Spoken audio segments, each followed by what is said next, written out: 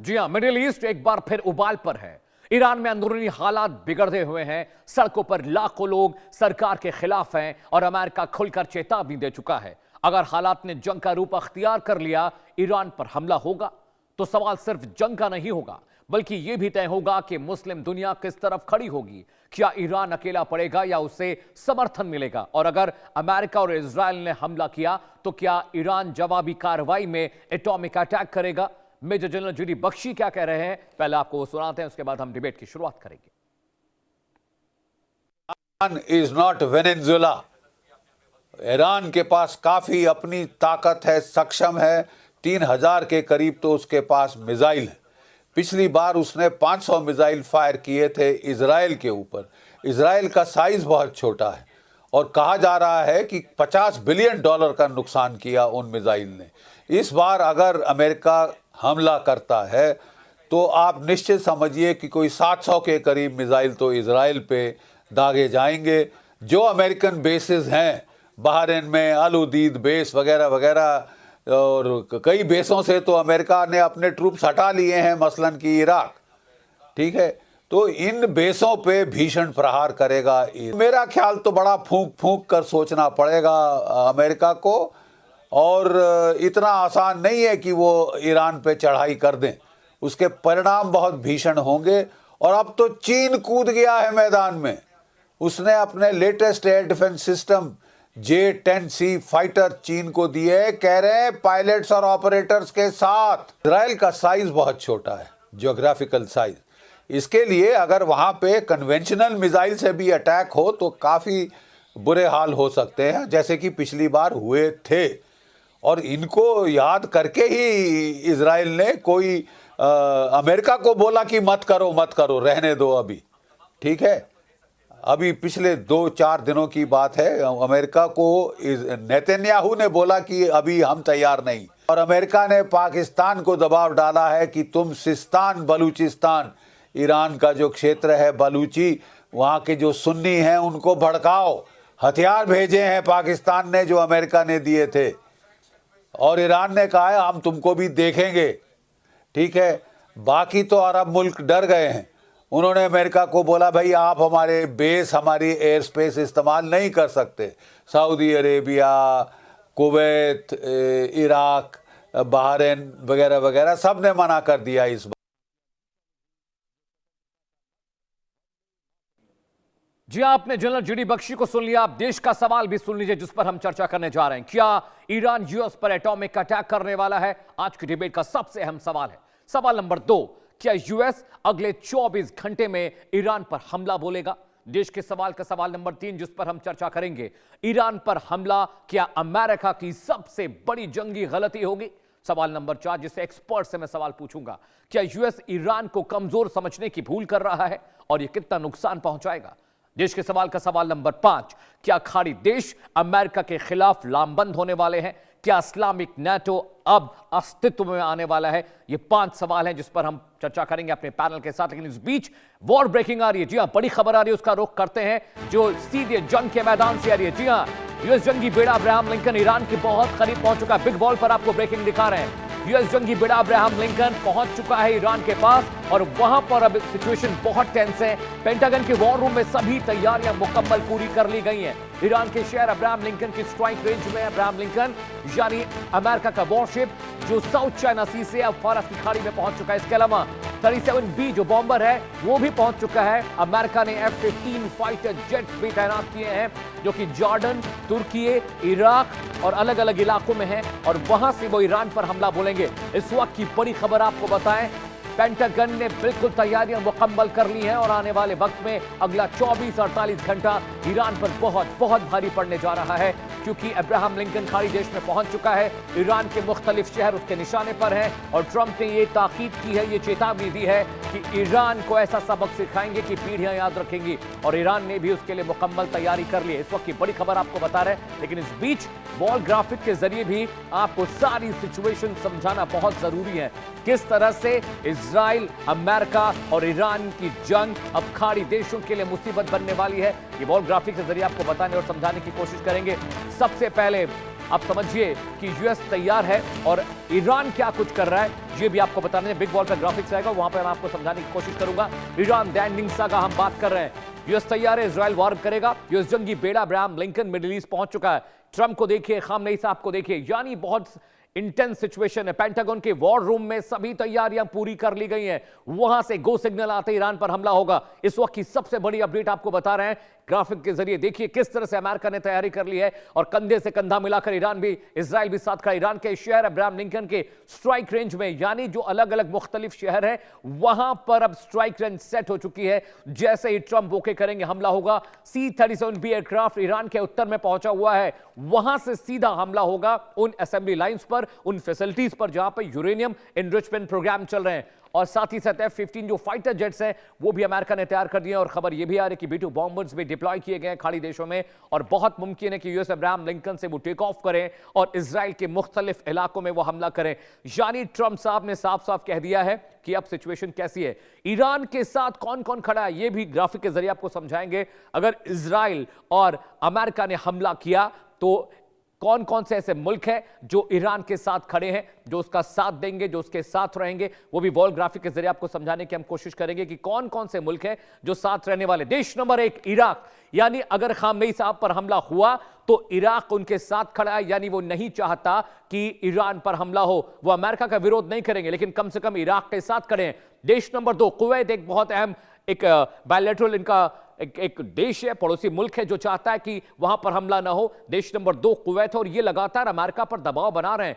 तीसरा देश number 3 UAE है, यानी हमला वो भी नहीं चाहता क्योंकि वहां पर हमला हुआ तो मुश्किल सबके लिए होगी, पड़ोसियों को भी मुश्किल का सामना करना पड़ेगा। देश नंबर 4 कौन सा है जो नहीं चाहता ईरान पर हमला हो, वो है पाकिस्तान। जी हां, ईरान और पाकिस्तान की नजदीकियां जग जाहिर है और वो नहीं चाहते कि अमेरिका हमला करे, लेकिन वो खुलकर अमेरिका का विरोध नहीं कर पा रहा है। ये बहुत सेंसिटिव बात है। देश नंबर 5 जो है वो जॉर्डन है, क्योंकि जॉर्डन में अमेरिका के बहुत सारे बेसिस हैं और वहां से अमेरिका ईरान पर हमला बोल सकता है, हवाई हमला बोल सकता है। तो जॉर्डन भी नहीं चाहता कि खामनेई साहब की सत्ता जाए और वहां पर हमला हो। जो देश नंबर 6 छठा देश इजिप्ट यानी मिस्र है, इजिप्ट भी नहीं चाहता कि पाकिस्तान के साथ साथ इजिप्ट भी नहीं चाहता कि ईरान पर हमला हो और वो भी अमेरिका को समझाने और बताने की कोशिश कर रहा है। और देश नंबर 7 ओमान भी नहीं चाहता कि ईरान पर हमला हो, क्योंकि अगर ईरान पर हमला होता है तो पूरे खाड़ी देश में हलचल मच जाएगी। ये 7 ऐसे देश हैं, ओमान, जॉर्डन, पाकिस्तान, यूएई, जो नहीं चाहते, इराक नहीं चाहता है कि किसी भी तरीके से ये जंग एस्केलेट हो और ईरान पर अमेरिका और इजराइल हमला करे।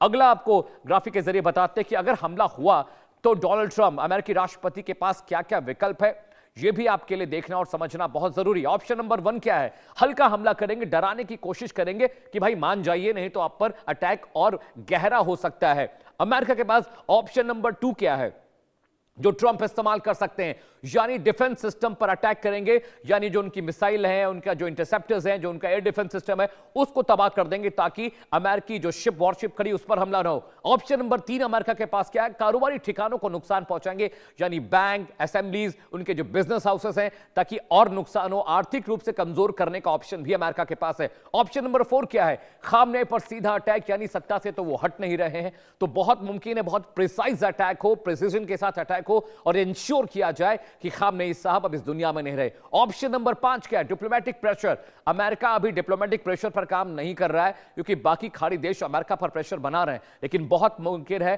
कि अमेरिका डिप्लोमेटिक प्रेशर के जरिए भी ईरान को सबक सिखाने की कोशिश कर सकता है। लेकिन ईरान से 10 बड़े अपडेट क्या आ रहे हैं, जंग के मैदान से 10 बड़े अपडेट क्या है, यह भी आपके लिए समझना जरूरी है। 2000 लोगों की मौत की खबर आ रही है। ईरान का टॉप 10 अपडेट आपको बता रहे हैं। इनसाइड स्टोरी ईरान में क्या चल रही है वो आपको बता रहे हैं। करीब 2000 लोगों के मारे जाने की खबर है रिसेंट पिछले करीब 15 दिनों में। अपडेट नंबर 2 क्या है? इंटरनेट और फोन लाइन अभी भी ईरान में बंद है, वो नहीं खोली गई है, यानी कम्युनिकेशन पूरी तरह से ठप है और इसे बहाल करने की कोशिश सरकार जरूर कर रही है, लेकिन उसमें कोई फायदा नहीं मिला। अपडेट नंबर 3 क्या है? ईरान से अमेरिका ने हमले की धमकी, ताजा धमकी जारी की है।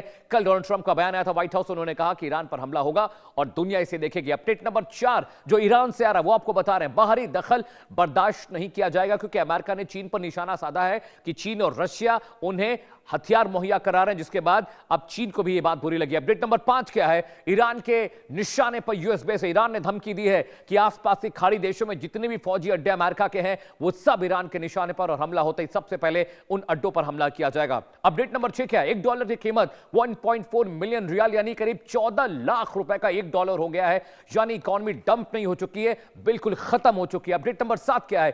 प्रदर्शनकारी बदमाशों के झुंड, ये खामेनेई ने कहा है अपनी ही पब्लिक के लिए। वो कह रहे कि बदमाशों के झुंड हैं जो सड़कों पर घूम रहे हैं। ईरान से इनसाइड स्टोरी का सीधा अपडेट आपसे हम पहुंचा रहे हैं। अपडेट नंबर 8 क्या है? शहीदों के लिए 3 दिन का शोक व्यक्त किया गया, यानी 2025 में जो इजराइल के हमले में मारे गए सैनिक थे उन्हें लेकर, और मौजूदा सैनिकों की मौत के बाद वहां पर शहीदों को नमन किया गया है। अपडेट नंबर 9 क्या है? ईरान से सेना विरोध में शामिल हो। रेजा पहलवी ने अमेरिका से अपील की है कि सरकार विरोध करे, सेना भी सरकार का विरोध करे और जल्द से जल्द सत्ता से हटाने की कोशिश करे। अपडेट नंबर 10 क्या है? 38 युवा शॉट डेड हुए हैं। बीते एक हफ्ते में 38 युवाओं को पॉइंट रेंज, ब्लैंक रेंज से गोली मारी गई है, और यह सबसे दुखद है क्योंकि वहां पर निशाना बनाया जा रहा है पब्लिक को, और ये पब्लिक कौन है इसे लेकर जानकारी नहीं है, लेकिन खामनेई कहते हैं ये सब अमेरिका और इजराइल के जरिए किया जा रहा है। टॉप 10 अपडेट के बाद अब आपको मैप के जरिए समझाने की कोशिश करते हैं कि आखिरकार अभी सिचुएशन क्या। ये मैप देखिए, वर्ल्ड मैप है। सबसे पहले पूरा मैप खुल जाता है, उसके बाद मैं बताऊंगा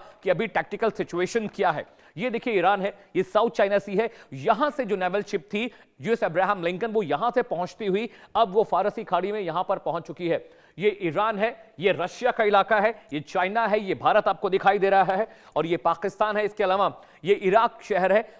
और सबसे टैक्टिकल मुश्किल क्या है कि यहां से यूएस अब्राहम लिंकन देखिए यहां पर पहुंच चुका है, यहां से सीधे ईरान को निशाना बना रहा है, और ईरान के जितने भी बड़े शहर हैं उन शहरों की रेंज में इसकी मिसाइलें हैं। ये एक और वॉरशिप है जिसका नाम यूएस जॉर्ज डब्ल्यू बुश, जो अभी पूरी तरह से मुकम्मल तरीके से खाड़ी में नहीं पहुंची है। लेकिन ये मैप देखिए और समझिए कि ये पूरा टैक्टिकल बैटल ग्राउंड है। यानी वर्ल्ड मैप के हिसाब से देखा जाए तो 2 वॉरशिप वहां पर पहुंचे, जैसे Abraham Lincoln is already reached, और दूसरा जो वॉरशिप है वो भी नीचे से देखिए आपको जो दिखाई दे रहा है, ये अरेबियन सी का इलाका है। भारत के नीचे पूरा ये अरब सागर है, ये साउथ चाइना सी है, इसके बाद ये पैसिफिक ओशन है, और ये अटलांटिक ओशन वाला इलाका है जहां पर वॉर एस्केलेट हो रहा है। और समझिए ईरान के चारों तरफ जो पड़ोसी मुल्क हैं, चाहे वो इराक हो, जॉर्डन हो, यमन हो, सीरिया हो, इन सब इलाकों में अमेरिका के ऑलरेडी फौजी अड्डे हैं जहां पर उन्होंने F-35 F-22 डिप्लॉय कर रखे हैं। ईरान को मारने के लिए पूरी मुकम्मल तैयारी कर रखी है अमेरिका ने, लेकिन हमला कब होगा इसे लेकर जानकारी नहीं है। ये देखिए, ये अमेरिका है, यहां पर ये लैटिन अमेरिका है, ये कनाडा है, ये अमेरिका है, ये लैटिन अमेरिका है, और ये जो हिस्सा देख रहे हैं अटलांटिक ओशन का, ये ग्रीनलैंड है। इसी को लेकर यहां पर लड़ाई हो रही है। लेकिन फिलहाल सिचुएशन ईरान को लेकर इतनी टेंस है कि यहां पर पूरी तरह से इस वॉरशिप ने इसको निशाना बना लिया है, और कह भी रहे हैं कि जो मुख्तलिफ शहर है ईरान के वो सब हमारी रेंज में, और जितने भी फाइटर जेट्स हैं F-35 F-22 रैप्टर्स सब यहां से फ्लाई कर ईरान को मारेंगे। यहां से भी इन पर रेंज है। साथ ही साथ जो फौजी अड्डे ईरान के चारों तरफ, जैसा कि मैंने आपको बताया, कुवैत, जॉर्डन और सीरिया में और तमाम जगहों पर जहां पर आर्मी है अमेरिका की, वहां से भी फाइटर जेट्स फ्लाई कर यहां पर आकर ईरान पर हमला कर सकते हैं। तो ये टैक्टिकल सिचुएशन है वॉर की। अगर वॉर होता है तो कहां पर ईरान है, कहां पर पाकिस्तान है, कहां भारत है, कहां इराक है, कहां पर अमेरिका है, ये सारी चीजें आपको बता रहे हैं। इस बीच बड़ी बड़ी खबर आ रही है, जी हां, वॉर ब्रेकिंग आ रही है, उसका रुख करते हैं, उसके बाद हम पैनल के पास जाएंगे। जी हां, इस वक्त की बड़ी खबर आपको बता दें, जंगी तैयारी पर यूएस और इजराइल की बातचीत हुई है, यानी अमेरिका और इजराइल ने बातचीत की है जंगी तैयारी को लेकर। ईरान पर कभी भी हमला हो सकता है क्योंकि इजराइल ने भी ओके कर दिया है, अमेरिका भी बिल्कुल तैयार है। इजराइल ने ईरान को चेतावनी भी जारी की, क्योंकि जिस तरह से खामनेई इजराइल पर अपने बयान दे रहे थे, उन्होंने कहा कि आप अपने बयानों को देखिए, और जब इजराइल हमला करेगा तो बहुत मुश्किल होगी। ईरान यूएस जंग में चीन की एंट्री हुई है, और ईरान बार बार धमकी दे रहा है कि अगर ये वॉर एस्केलेट होता है तो हम परमाणु हथियारों के इस्तेमाल से भी नहीं बचेंगे। सवाल यह है, ये परमाणु हथियार कहां से ईरान के पास है? तो चीन और रशिया उसे सारे हथियार सप्लाई कर रहे हैं, टेक्नोलॉजी सप्लाई कर रहे हैं, रॉ मटेरियल सप्लाई कर रहे हैं। जो भी इंटरकॉन्टिनेंटल बैलिस्टिक मिसाइल जो हैं, सुपरसोनिक जो मिसाइल है, वो सब ईरान के पास है, और इनको रोकना बहुत मुश्किल है, जो उन्होंने रशिया और चीन से खरीदा। यानी अगर हमला होता है तो बहुत मुमकिन है कि जो वॉरशिप अमेरिका की है उसको भी डुबाया जा सकता है। आपको याद होगा 2025 में जब इजराइल पर हमला हुआ था तो किस तरह से आयरन डोम ने बहुत सारे इंटरसेप्टर्स मिस किए थे, और $50 बिलियन से ज्यादा का नुकसान झेलना पड़ा था इजराइल को। कमोबेश वो तस्वीरें दोबारा यहां पर देखने और सुनने को मिल सकती हैं। एक बड़ा पैनल मेरे साथ जुड़ा, स्वागत करिए एम्बेसडर सुरेश गोयल साहब का, फॉर्मर डिप्लोमेट है, आपका बहुत बहुत स्वागत है sir. Lieutenant colonel Himanshi Singh ji मेरे साथ हैं। मैम आपका भी बहुत बहुत स्वागत है। She is a defence expert. Mohammad Amjad Kazmi साहब है, ईरानी मामलों के जानकार। काजमी साहब बहुत बहुत स्वागत है फिर से एक बार आपका देश का सवाल में। संजीव श्रीवास्तव जी मेरे साथ हैं, ये फॉरेन अफेयर्स एक्सपर्ट है। आपका भी संजीव जी बहुत बहुत स्वागत है। सबसे पहला सवाल मैं हमारी जो डिफेंस एक्सपर्ट है हिमांशी जी उनसे पूछूंगा। हिमांशी जी, टैक्टिकल सिचुएशन मैंने दर्शकों को बता दी, समझा दी। अब जो वॉरशिप है Abraham Lincoln is already in area, Iran के पास पहुंच चुका है, फारस की खाड़ी में है। दूसरा जो वॉरशिप है जॉर्ज डब्ल्यू बुश, वो भी रास्ते में पहुंच ही रहा है। टैक्टिकल जो एडवांसमेंट है वो अमेरिका के पास है, इजराइल भी तैयार है। फिलहाल वॉर एस्केलेशन की सिचुएशन आप कितनी देख रहे हैं और किस तरह से इस पूरे टैक्टिकल मूवमेंट को आप रीड करती हैं मैम? नमस्कार, जय हिंद। आप सबको गणतंत्र दिवस की बहुत बहुत शुभकामनाएं। देखिए, इस समय जो हालात हैं वो पॉइंट ऑफ नो रिटर्न पे तो आ ही गए हैं, क्योंकि जिस तरह का प्रेशर अमेरिका बिल्डअप करने की कोशिश कर रहा है वो इसलिए कर रहा है क्योंकि खाड़ी के जो देश हैं वो नहीं चाहते हैं कि उनकी भूमि का इस्तेमाल इस युद्ध के लिए हो, क्योंकि कोई भी युद्ध का स्पिल ओवर नहीं चाहेगा। अगर किसी भी सूरत में युद्ध होता है तो खाड़ी के जो देश हैं, जो किसी भी तरह से, या जहां पर चाहे अमेरिका के बेसिस हो या फिर उनकी सीमाएं ईरान से लगी हो या किसी भी तरह का पर्शियन गल्फ से वो व्यापार करते हो, वो किसी ना किसी इसकी जद में आ जाएंगे, क्योंकि वहां पर अगर हम देखें तो जनसंख्या जो है वो भी बहुत कम है। पूरी जो इकोनॉमी है वो ऑयल बेस्ड है। और अगर ईरान के साथ वॉर होता है तो जल डमरू मध्य जो है वो पूरा बंद करने की स्थिति आ जाएगी, हॉर्मुज जल डमरू मध्य।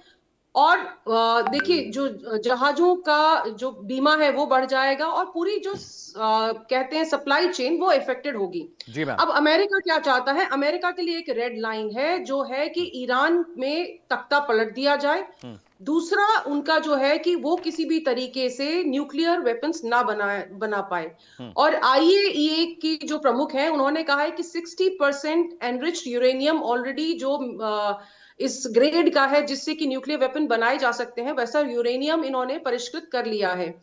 तो कहीं ना कहीं अमेरिका के लिए इस समय की दुविधा ये है कि अगर वो डायरेक्ट अटैक करता है तो जो उसके देश हैं जहां पर उसके बेसिस हैं, ईरान उस पे अटैक कर सकता है। और जो हमने भारत का युद्ध देखा था, जो राइजिंग लायन और मिडनाइट हैमर के दौरान, जी मैम। तो ईरान ने जिस तरह से पलटवार किया था, वो पलटवार में उन्होंने जब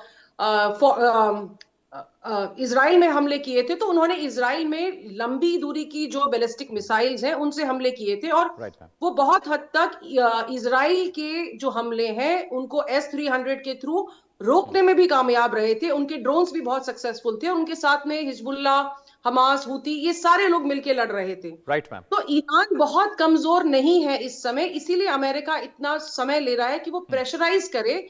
लेकिन बैक चैनल डिप्लोमेसी, जिसमें कतार जैसे देश जो है वो शामिल होके कहीं ना कहीं इस चीज को डिफ्यूज करने की कोशिश कर रहे हैं, क्योंकि ईरान कोई बहुत नाजुक सा देश नहीं है। और अभी जिस तरह से इराक में भी सत्ता परिवर्तन होने वाला है, उसका झुकाव भी ईरान की तरफ है। तो ईरान की स्थिति नाजुक तो है लेकिन कमजोर नहीं है। तो इसलिए अमेरिका इतना समय लगा रहा है और फूंक फूंक के कदम ले रहा है।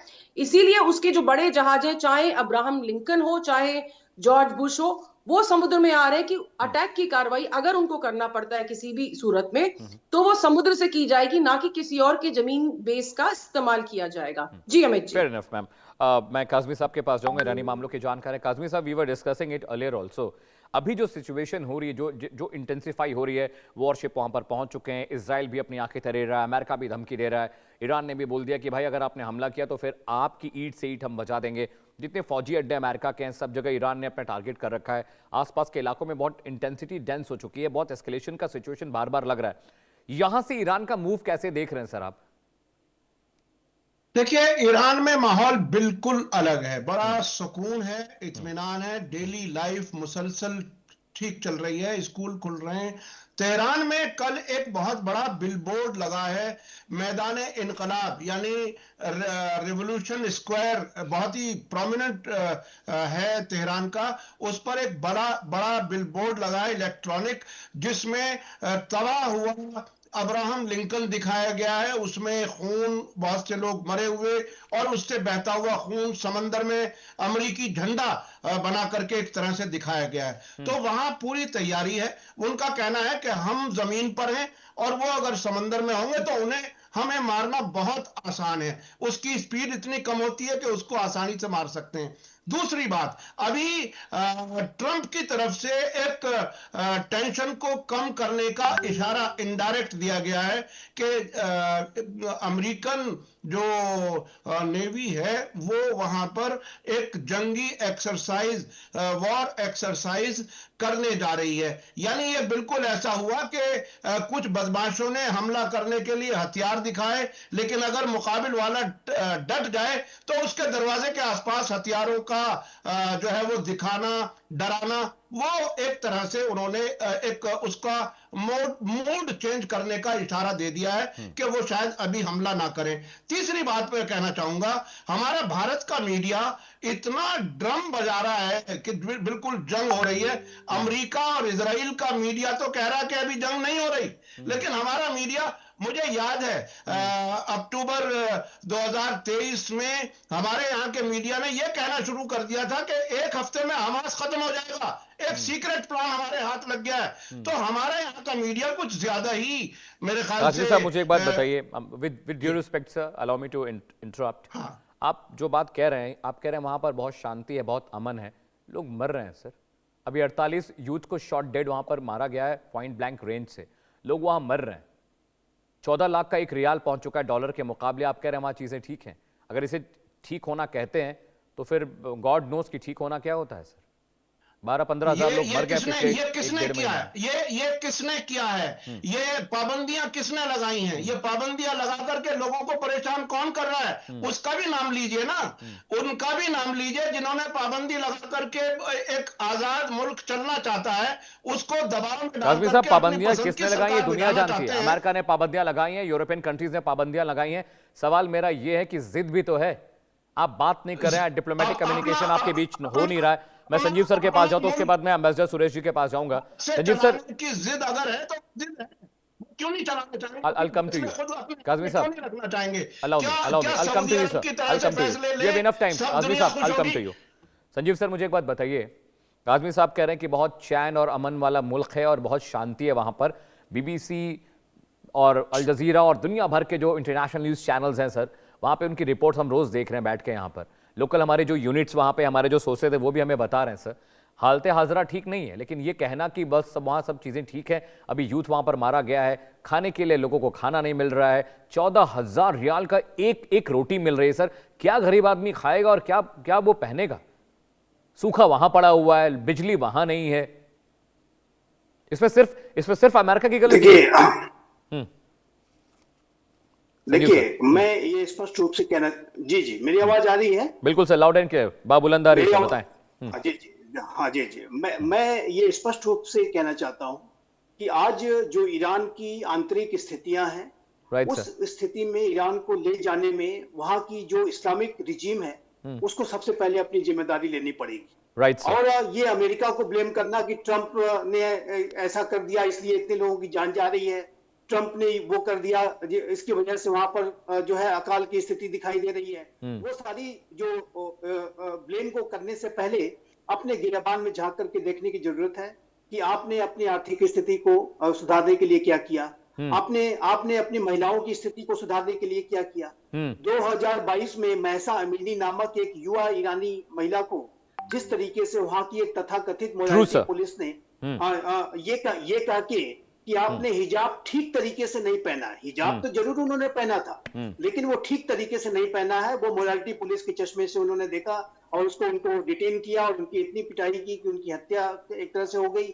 और उसके बाद भी जो विरोध प्रदर्शन हुआ था उसको आपने किस तरीके से ब्रूटली सप्रेस किया। महिलाओं को अधिकार देने के बजाय आपने उनके ऊपर गोलियां चलाई, पब्लिक हैंगिंग की और अनेक लोगों को जेलों में बंद करके प्रताड़नाएं दी और इतनी ज्यादा उसका सप्रेशन किया, ब्रूटल सप्रेशन, जिसकी वजह से लोगों की आवाज दब गई। लेकिन अब आज जिस स्थिति में ये लोग फिर से सड़कों पर उतरे हैं वो स्थितियां कुछ अलग हैं। जैसा कि आपने स्वयं बताया कि $1 की जो कीमत है वो 14 लाख जो है रियाल के बराबर हो गई है। और अब वहां पर जो लगातार मुद्रास्फीति की दर लगातार आकाश छू रही है, रिटेल वस्तुओं के दाम आकाश छू रहे हैं, लोगों को अपने दैनंदिन इस्तेमाल की वस्तुओं को खरीदने में काफी मशक्कत और चुनौतियों का सामना करना पड़ रहा है। तो एक जो वहां पर एक भूखमरी वाली जो स्थिति बनती जा रही है उसकी वजह से जो हाहाकार पैदा हुआ है, ऐसा हाहाकार किसी भी तानाशाह को दबाना बहुत मुश्किल होता है। महिलाओं को तो की आवाज को तो आपने दबा दिया, लेकिन लोगों की पेट की जो भूख है उसको आप कैसे दबाएंगे? उसके लिए तो आप बस हैंगिंग कर दीजिए। अगर ज्यादा भूख लग रही है किसी को तो उठा के टांग दीजिए, खत्म हो जाए वो। उसके बाद फिर वो तो न रहेगा बांस, न बजेगी बांसुरी। आप वही बिल्कुल सर, ये सर महिलाओं पर अत्याचार जाति करके खुद को महान दिखाने वाले राष्ट्रों के बारे में कभी कभी मैं सोचता हूं। एम्बेसडर गोयल भी मेरे साथ है। सर देखिए, महिलाएं सुरक्षित नहीं है, फांसी दे देना, गर्दन काट देना, पब्लिकली असैसिन करना, ये सब चीजें करने वाला देश खुद को अमन और शांति वाला देश बताता है। आप सैंक्शंस की बात करते हैं। अगर जब बराक ओबामा जब राष्ट्रपति थे अमेरिका के, सैंक्शन में ढील दी गई थी और यह कहा गया था ईरान को कि आप अपने न्यूक्लियर प्रोग्राम के बारे में पारदर्शिता लाइए, अगर वो सिविल पर्पस से है तो कोई दिक्कत नहीं है। लेकिन ये जिद कि हम बात नहीं करेंगे, हम अपने प्रोग्राम्स को बंद नहीं करेंगे, अमेरिका ने मारा तो हम एटॉमिक हमला कर देंगे, अपनी आवाम, अपनी जनता की फिक्र करने वाला राष्ट्राध्यक्ष इस तरह का कम्युनिकेशन तो सर नहीं करता। आपने सर बहुत लंबा टेन्योर सर्व किया है एज अ डिप्लोमेट। आप जरा बताइए सर मुझे, आपको लगता है ईरान में सब ठीक चल रहा है और सब कुछ अमेरिका का किया धरा है?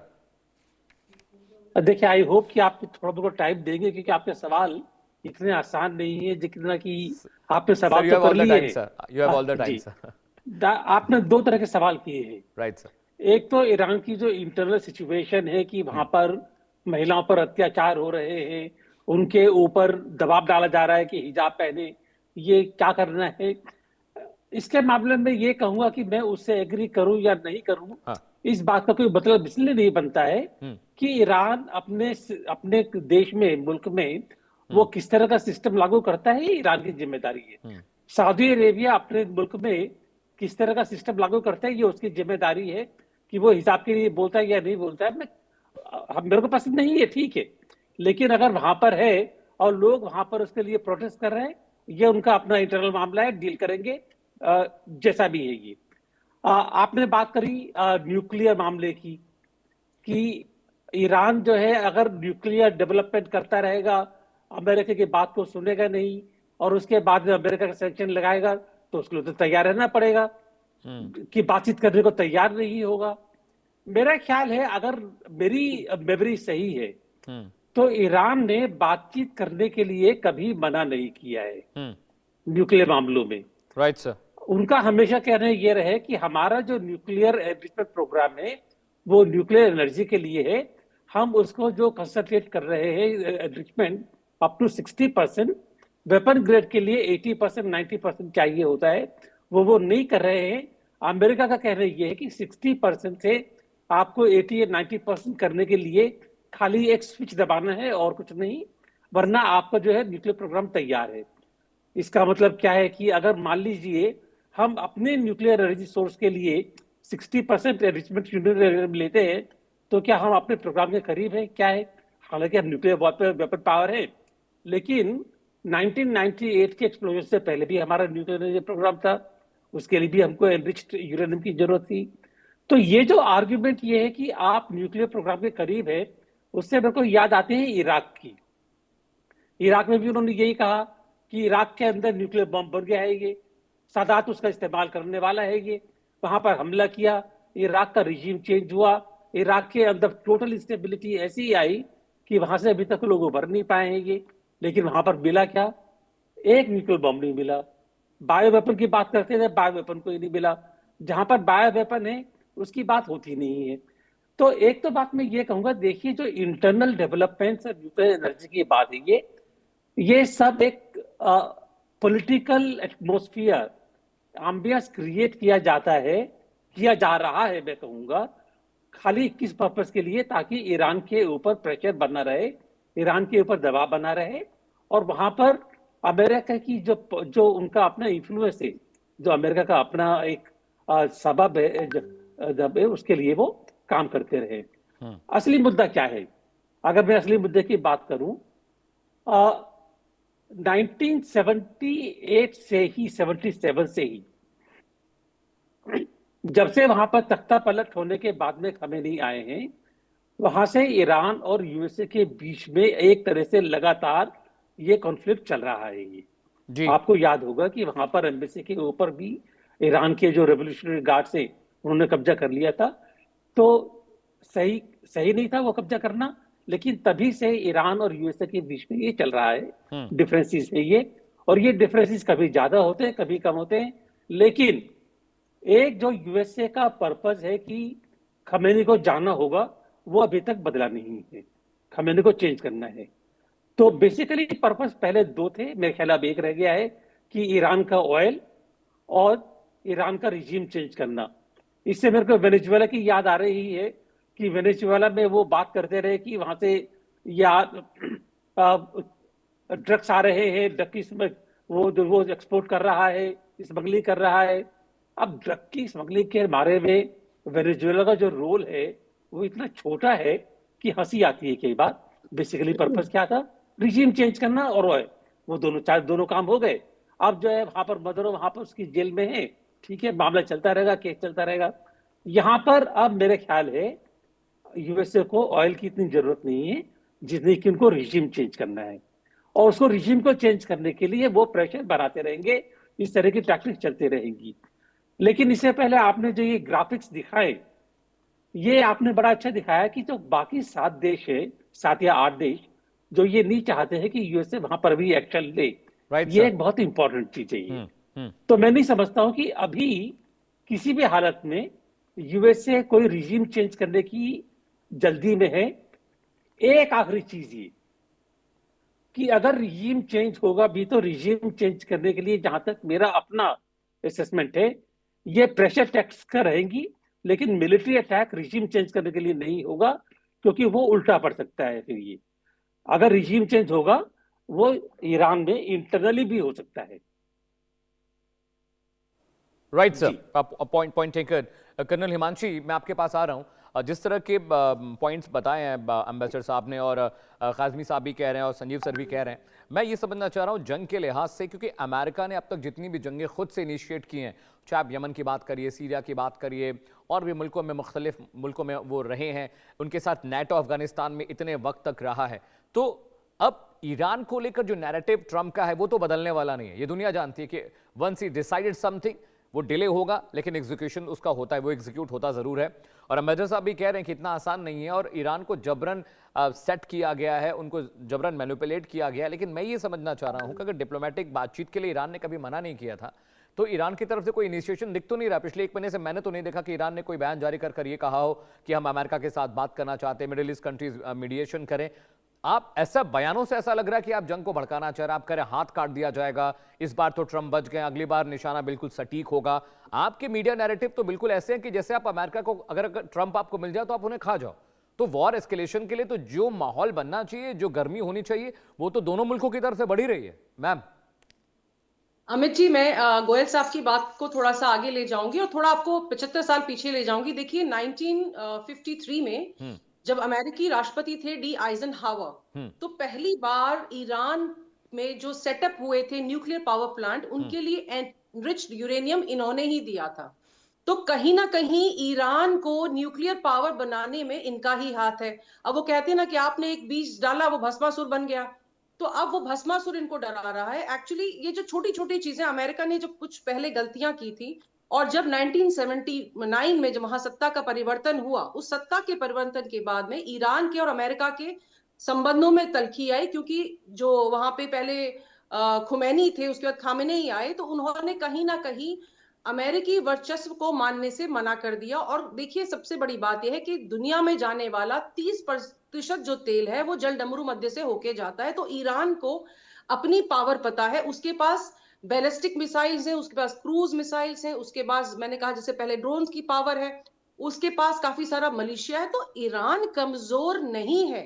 अब जब ईरान कमजोर नहीं है, और ट्रंप साहब को हम जानते हैं कि वो अपनी जो बातों का दम है, उनके बातों का तापमान पूरे विश्व की गर्मी बढ़ा रहा है, सिर्फ यहाँ की नहीं, वो उन्होंने ग्रीनलैंड की बर्फ भी पिघला दी अपनी बातों की गर्मी से।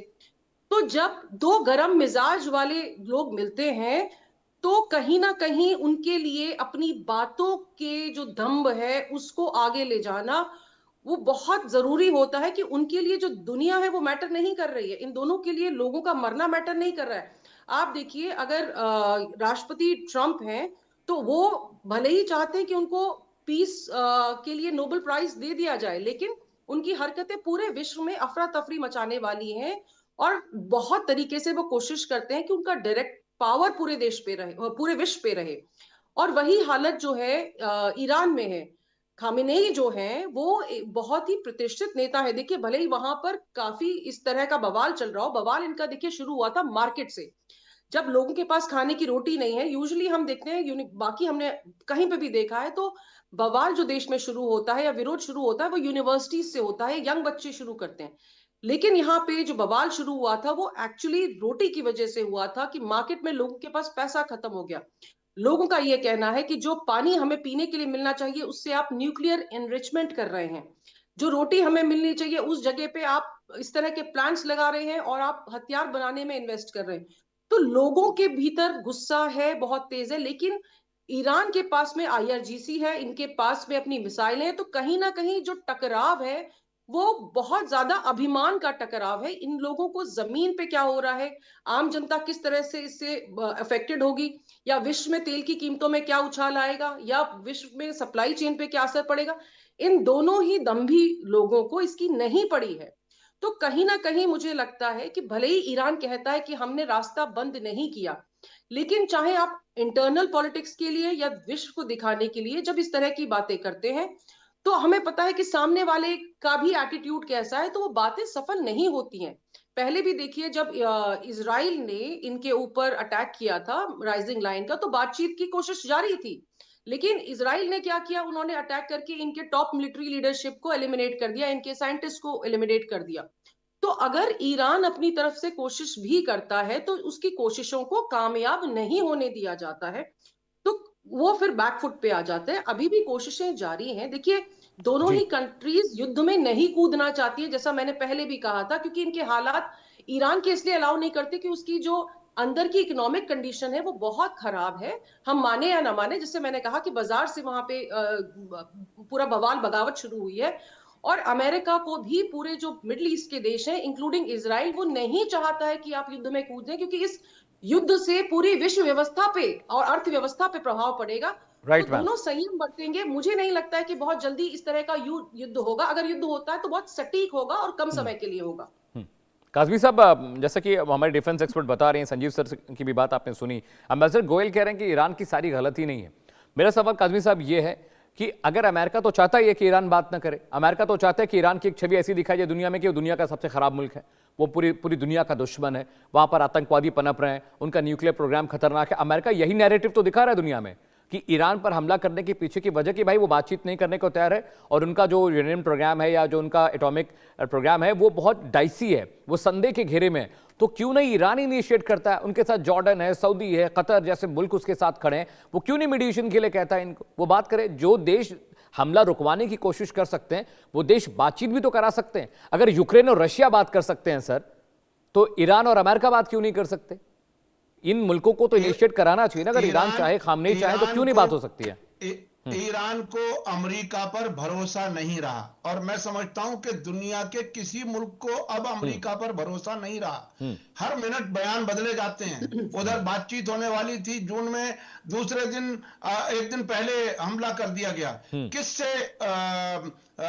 किस पर भरोसा करें? दूसरी बात, अब से पहले एक एग्रीमेंट हुआ था 2015 में, अमेरिका यूनिलैटरली अलग हो गया। जो ये वो एग्रीमेंट था जो यूनाइटेड नेशन में भी बाकायदा पारित हुआ था। उससे अमेरिका बाहर निकल जाता है, पूरी दुनिया खामोशी से देखती रही। तो किस पर भरोसा करें? तीसरी बात, आयतुल्लाह खामेनेई ये कहते हैं और वहां की सरकार ये कहती है कि हम बातचीत के लिए तैयार हैं, लेकिन अगर बातचीत का नतीजा आपने पहले तय कर रखा है और हमें ड्रामे के लिए मेज पर बैठना है, तो हम ऐसी मेज पर नहीं बैठेंगे जिसका नतीजा आप पहले से तय कर चुके हैं। तो जब इतने झूठ, इतने फरेब, इतना इजराइल के न्यूक्लियर बमों के बारे में कोई डिस्कस नहीं करता, अमेरिका के पास खुद न्यूक्लियर बम है, उसके बारे में कोई जिक्र नहीं करता। वो अगर पीसफुल वो कर रहे हैं, एनरिचमेंट कर रहा है, और 3.67 से 60% पर जो पहुंचा है ईरान, वो अमेरिका के इस समझौते से अलग होने के बाद पहुंचा है। इसका जिम्मेदार खुद अमेरिका है। तो ऐसे में जब भरोसा ही नहीं रहा तो बात किससे करें? काजी साहब, पॉइंट टेकन। तो एक भरोसे वाली बात जरूर है। संजीव सर, एक मसला अमेरिका के साथ तो ये है, पिछली बार वो बातचीत करने को तैयार थे ईरान से और अगले दिन B2 बॉम्बर पहुंच के वहां पर हमला कर देता है। संजीव जी के पास मैं जाऊंगा। एम्बेसडर गोयल, ये एग्जाम्पल एक है कि अमेरिका भरोसे के लायक नहीं है, क्योंकि आप कहते हैं हफ्ते भर का वक्त हम दे रहे हैं बातचीत के लिए, लेकिन तभी अचानक दूसरे दिन B2 बॉम्बर आपके पास पहुंच के वहां पर हमला कर देता है। आप एक अलग तरह का नैरेटिव दुनिया में फैला रहे हैं, ईरान को लेकर, इराक को लेकर, सीरिया को लेकर, यमन को लेकर। तो ये जो नैरेटिव्स हैं, ये कोई बाई तो नहीं कर रहा है, लेकिन क्या अमेरिका सच में इतना बेलगाम घोड़ा है कि डिप्लोमेटिक प्रेशर से भी कंट्रोल में नहीं होगा, अगर मीडिएशन करें देश मिलकर तो भी कंट्रोल नहीं होगा? आपको लगता है कि ये जो घोड़ा दौड़ा है ये सबको रौंदता हुआ निकल जाएगा?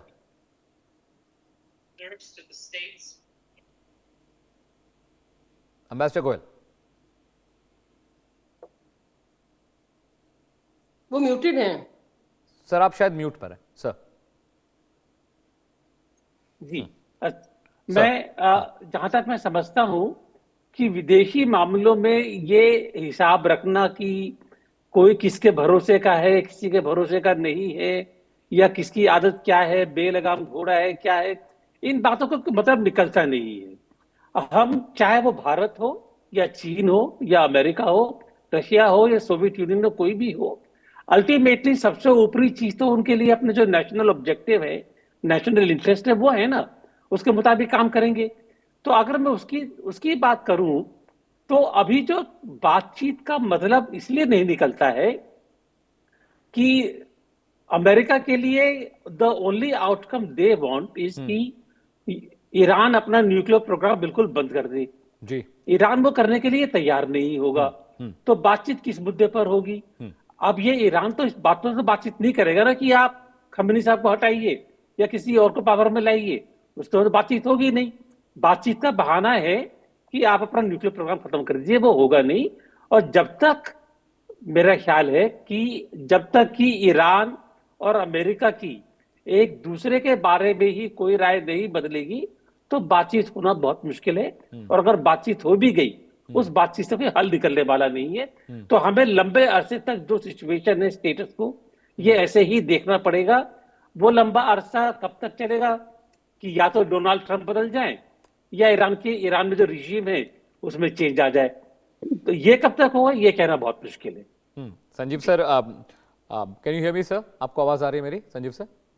Yes, I can. Sanjeev sir, एक सवाल ये जो मैं मेजर साहब से कह रहा था कि ना तो ट्रंप बदलने वाले हैं, ना तो खामनेई साहब अपनी जिद छोड़ेंगे, क्योंकि ईरान का जीने का, सोचने का, बोलने का, चलने का जो सलीका तरीका है वो डिफरेंट है, और अमेरिका का जो स्टाइल ऑफ कम्युनिकेशन है वो डिफरेंट तरह का है। वो अपने आप को वर्ल्ड लीडर समझता है, उसे लगता है कि वो uncle Sam quote and quote वाला मामला उनका है। तो अगर खामनेई साहब सत्ता छोड़ नहीं रहे हैं, अमेरिका जिद छोड़ नहीं रहा है, तो यहां से आप ईरान वॉर के एस्केलेशन को लेकर आप क्या फ्यूचर प्रेडिक्ट कर रहे हैं सर? क्या होगा आखिर आगे?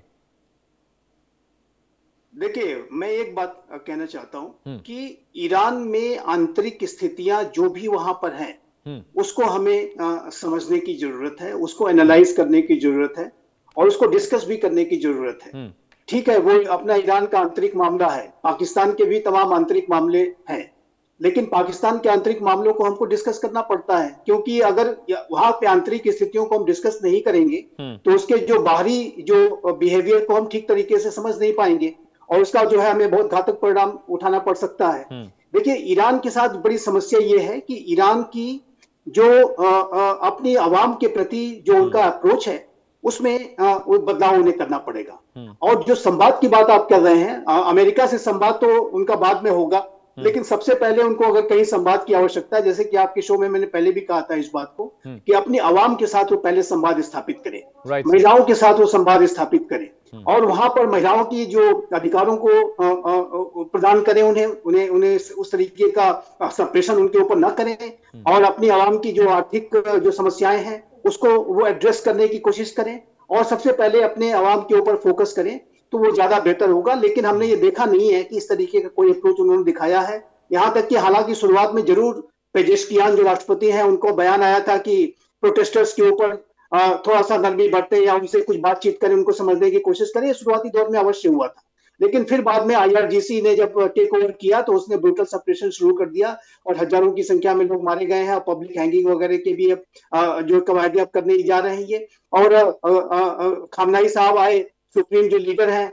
उन्होंने सारा जो ब्लेम अमेरिका के ऊपर और ट्रंप के ऊपर धकेल दिया कि इतने जो लोग ईरान के अंदर मारे गए उसके लिए ट्रंप दोषी है। तो जाहिर है कि इस तरीके के अप्रोच से कार्य नहीं चलेगा। दूसरा पॉइंट जो बहुत इंपॉर्टेंट है वो मैं कहना चाहता हूं, जहां तक ईरान के रीजनल बिहेवियर की बात है, देखिए ईरान आज भी और पाकिस्तान के अलावा एक दूसरा ऐसा राष्ट्र है जो कि आतंकवाद को अपने इंस्ट्रूमेंट ऑफ स्टेट पॉलिसी के तौर पर और आतंकियों को स्ट्रेटेजिक एसेट के रूप में इस्तेमाल करता है।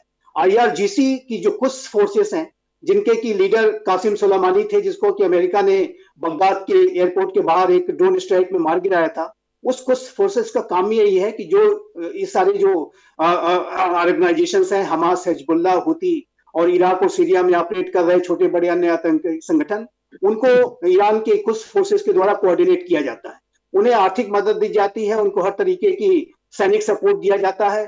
और हिजबुल्लाह, हुती, हमास अगर वहां पर इस तरीके के एक बेहद शक्तिशाली और टेररिस्ट ऑर्गेनाइजेशन के तौर पे अगर वहां ऑपरेट कर पा रहे हैं। ठीक है संजीव सर, एक बड़ी खबर आ रही है वॉर रूम से, मैं चाहता हूं कि सर माफी चाहता हूं बीच में आपको रोक रहा हूं, एक बड़ी खबर आ रही है ईरान से, और ये बड़ी खबर आपके लिए देखना बहुत जरूरी है। जी हां, जंग को लेकर ईरान में हाई अलर्ट जारी हुआ है। इस वक्त की बड़ी खबर आपको बता रहे हैं, जंग को लेकर ईरान में हाई अलर्ट जारी किया गया। रिवॉल्यूशनरी गार्ड अब सड़कों पर लगातार वहां पर घूम रहे हैं, सेना को तैयार रहने के आदेश दिए गए हैं। रॉकेट ब्रिगेड एक्टिव किया गया है क्योंकि किसी भी वक्त अमेरिका से हमले की आशंका है। यूएस के फौजी जो अड्डे हैं वहां पर भी टारगेट सेट है, यानी ईरान ने भी टारगेट सेट कर रखा है। यूएस हमले का कड़ा जवाब देंगे, ये बात खामेनेई साहब कह रहे हैं। यानी अमेरिका तैयार है, इजराइल तैयार है, वॉरशिप पहुंच चुकी है, तो ईरान भी तैयार है। ईरान ने भी मुकम्मल तैयारी पूरी कर ली और सेना को आदेश दिया है कि आप तैयार रहिए, किसी भी वक्त अटैक हो सकता है। रॉकेट ब्रिगेड को एक्टिव किया गया है, ट्रिगर पर उनके हाथ है। और ये बात खामेनेई ने कही है, ईरान ने कही है कि अगर अमेरिका का हमला होता है तो हम अपने एटॉमिक वेपन्स का मुंह खोल देंगे, उनका मुहाना खोल देंगे। और मेरे साथ डिफेंस एक्सपर्ट हिमांशी जी भी हैं। हिमांशी जी, ज्यादा वक्त नहीं बचा है, मैं चाह रहा हूं कि आप इस शो को रैप करिए। क्लोजिंग कमेंट के लिए आपके पास मैं आऊंगा। बड़ा मसला मैम ये भी है कि ईरान भी जिद पर अड़ा हुआ है, ईरान भी लगातार रिटेलिएट कर रहा है, चाहे वर्बली रिटेलिएशन हो। अभी जो सिचुएशन है देखिए, वहां पर भी रॉकेट ब्रिगेड को अलर्ट कर दिया गया है। तमाम जो फौजी अड्डे अमेरिका के वहां पर फाइटर जेट्स अलर्ट पर हैं, वॉरशिप पहुंच चुका है, इजराइल भी तैयार है। अब इस टेंस सिचुएशन में ऐसा लग नहीं रहा है कि कोई पीछे हटने को तैयार है।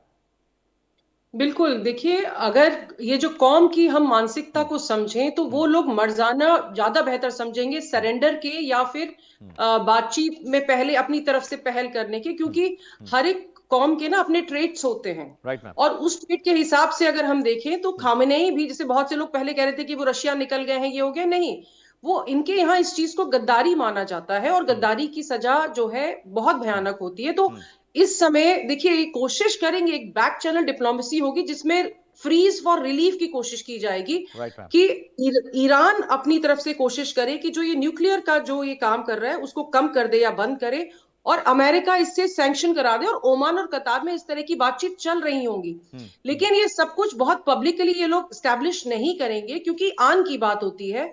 लेकिन जो मैं बार बार कह रही हूं कि अमेरिका को भी पता है कि इसके परिणाम बहुत घातक हो सकते हैं, क्योंकि ये मल्टी फ्रंट वॉर होगा।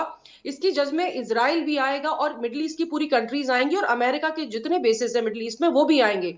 तो it is not going to be a 2 country war और अ स्मॉल वॉर, नो।